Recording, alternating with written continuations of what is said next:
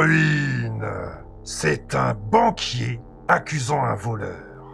Ah, la politique, c'est ce que je préfère quand je suis déprimé. J'écoute 2-3 manchots et tout de suite, je comprends que je suis quelqu'un de bien.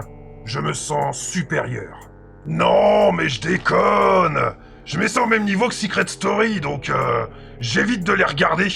Comme j'évite de regarder l'arrêt du plombier. C'est incroyable la politique quand même. Il y a plusieurs partis, mais ils veulent tous la même chose, gouverner la France. Quand tu les écoutes, ils ont tous le même but. Aimer et aider le pays et ses citoyens. Et donc pour cela, ils n'ont rien trouvé de mieux que de tous appartenir à un parti politique différent.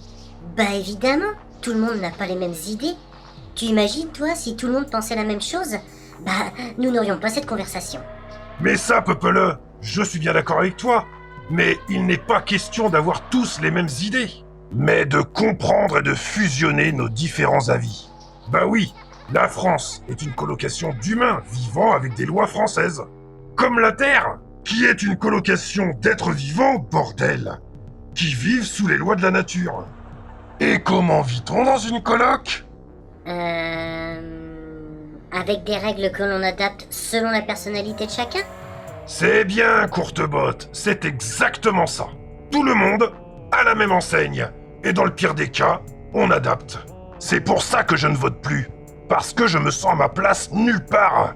Ce que j'ai du mal à cerner chez les Français, enfin, chez les humains du coup, c'est que moi, dans ma plus tendre enfance, entre la télé et l'enseignement de l'histoire à l'école, on m'a toujours appris que la France était une terre d'accueil.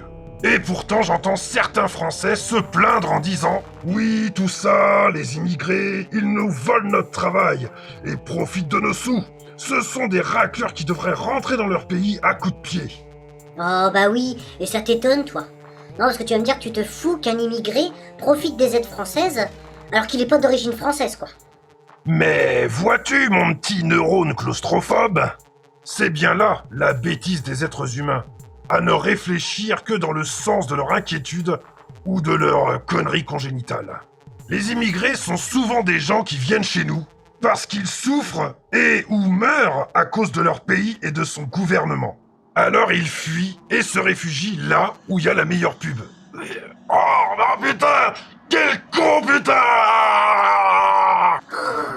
Bougre de Vérole. Mais tu sais très bien ce que ça provoque chez toi, le fait de prononcer ce mot. Bah oui, une CBP. Combustion buccale pubanée. Tout ça pour dire que ce sont les gouvernements les fautifs. Ils devraient être plus clairs dans leur politique. Toi, tu cries parce qu'il y a des étrangers, mais lui, il pleure parce qu'il n'a pas de vie. Et eux s'enjaillent de voir tout ce bordel. Car ils le savent très bien que les 3/4 des humains ont soit pas de couilles, ou alors ils sont endoctrinés par leur confort ou leur colère. Ouais, facile de dire ça, hein. Mais toi aussi, hein, t'es bien comme eux.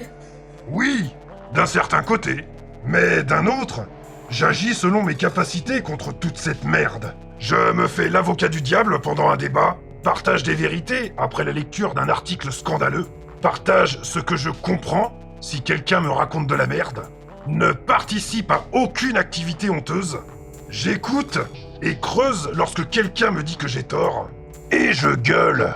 Et j'aime bien ça, moi.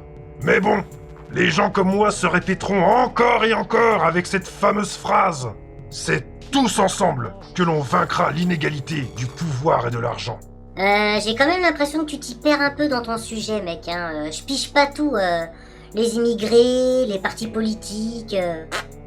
Non mais t'inquiète, les immigrés c'est un exemple parmi tant d'autres, pour faire comprendre la bêtise de la politique et de ses partis, qui se perdent entre vérité et contradiction.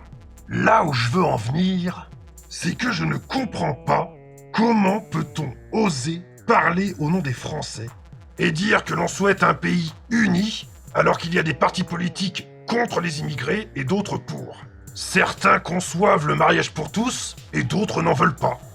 Et j'en passe, des vertes et des pourries. Alors bon, la politique, pourquoi pas, hein. Mais alors ces partis, c'est de la grande débilité contradictoire. Ne divisons pas les idées, faisons-les s'entendre. Oh oui, monsieur va refaire la politique peut-être, avec ta dégaine miteuse là. Moi? Certainement pas. Je ne suis qu'un humain comme vous. Avec plein d'idées, mais le gouvernement n'en a rien à carrer. Le pire, c'est que l'on a absolument tout pour comprendre que tout ça, c'est un bon gros cancer contre toute forme de paix. À part les citoyens fanatiques de leur parti politique, les gens le savent que la politique d'aujourd'hui n'est que mensonge, manipulation, hypocrisie, généralisation et profit. Et froid. Bah oui, ça expliquerait peut-être le costume de manchot.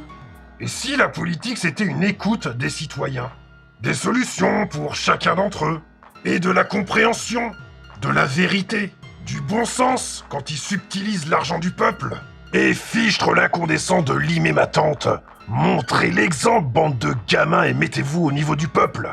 Ah oui, et arrêtez de voter des lois sans nous consulter, tout en clamant haut et fort que les Français ont besoin de fermer ta gueule, ouais. Les mecs baragouinent des trucs alors que leur parti politique ne représente que 15 à 30% de la population. Ce pourcentage étant approximatif en ne comptant que les fanatiques de leur propre parti. Persuadés qu'il est le meilleur. Mais tous les autres partis politiques disent la même chose. Alors qui dit vrai?